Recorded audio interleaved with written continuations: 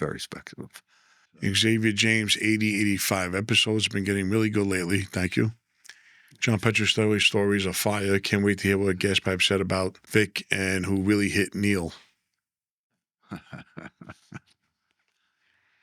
Gas said a lot about Vic, and I'll share that. Again, another episode. Too long to answer one question. And Neil did get hit, but he survived.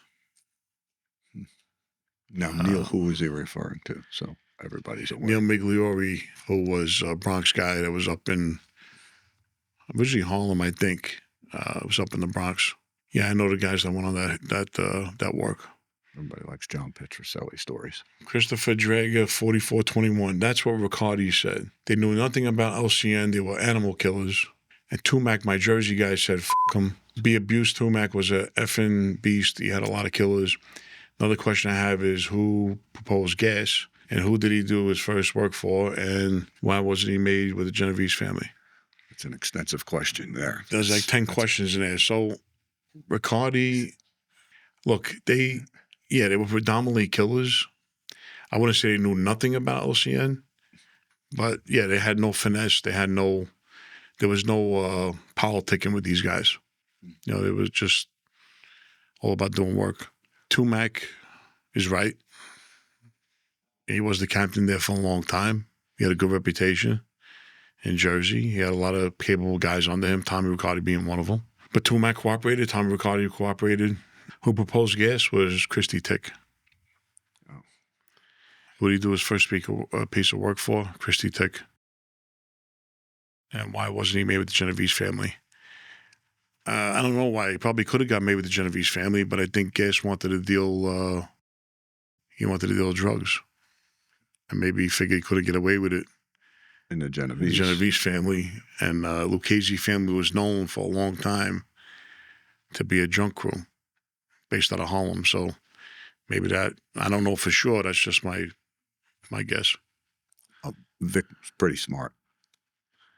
Gas was smart. I mean, they knew what they were doing. Yeah. Same guy, right? Yeah, same. Christopher Drager, yeah, 4421. Listen, I know Vic and Gas had firm control of the family back then, and guys were scared to death when they were in control. That's true.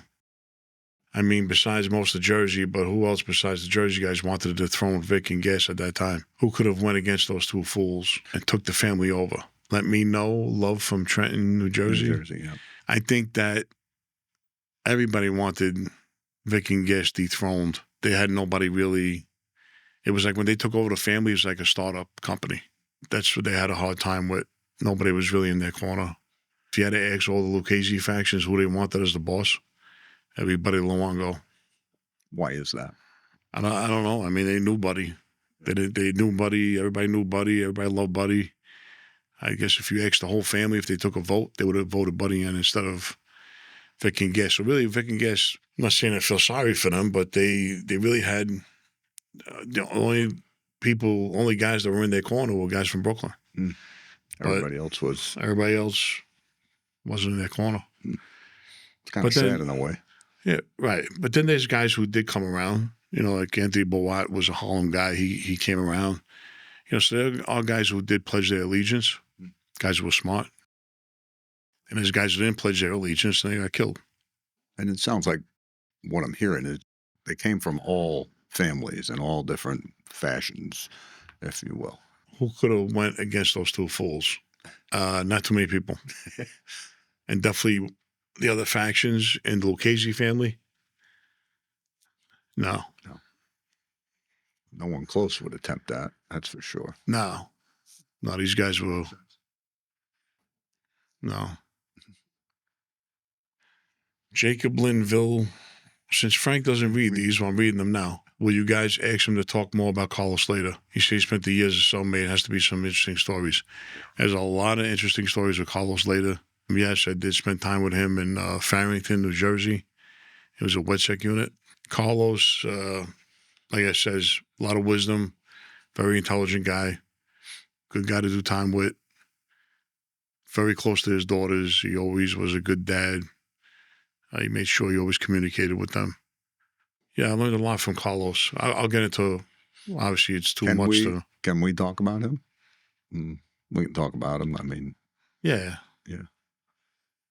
Yeah, I mean, if when I get off paper, this is one of the guys that I would do a show with. Right. Either Zoom or fly in or I fly there. I think he's in Germany now. Yeah, that would be a great story. Because he's There's half no German. question. Yeah. No question. That'll be great. Front row Joe 306. Ain't Sonny the guy with the beard standing next to two Billy Bats and Goodfellas? So wait a minute. First I thought he was Jeff Goldblum. Now you're two Billy Bats and Goodfellas. I'm standing next to Billy Bats and Goodfellas. Maybe I am. I don't know. I love the question, but yeah. I'm going to shave this thing and then be done with the whole beard thing. It's getting too hot here to have a beard anyway. I know. That's what happened with me. I had a beard. Yeah. I said it was like 100 and whatever. Yeah, well, over 100 a few days, it starts to burn your face out here. and I'll tell you why I grew it. I mean, I was going through some skin cancer stuff and going for radiation, and one thing led to another. And I said, hey, you know what? I'm going to grow a beard while I'm doing all this radiation stuff. So I did. And it wound up staying. And here it is, I don't know, 10, 12 months later, I still have it. But I've never had a beard before. I've had a goatee, but the beard's got to go. I remember when I was a kid, they used to tell my uncle, you can't have facial hair when he had his mustache. Are you related to Anthony Gioia? Anthony, I think. Right. So I said that question, I think. Yeah, I have an uncle, my father's kid brother, whose name is Anthony Gioia. So yeah, if this is the same Anthony Gioia we're talking about, he will be my uncle. Yes. You're the experts, but allocating or admitting your membership in a criminal organization is the same as testifying for the prosecution in court. Come on. Like, it's unbelievable. No, I never said it was the same. What I said was, if you plead guilty and in there's incriminating language, they could use it against that person at trial. I never said it was equal. Obviously, if the guy's willing to get on the stand, it's more impactful. But sometimes it's not more impactful because maybe the guy doesn't do good on the stand. Right, he could fold.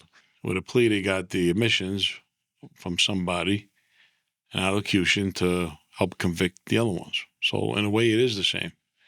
Or better. In the game, Uno. Shout out to my Usos. Killing bills like Uma. Balls travel from Pluto. Big truck, soprano. Gabagool and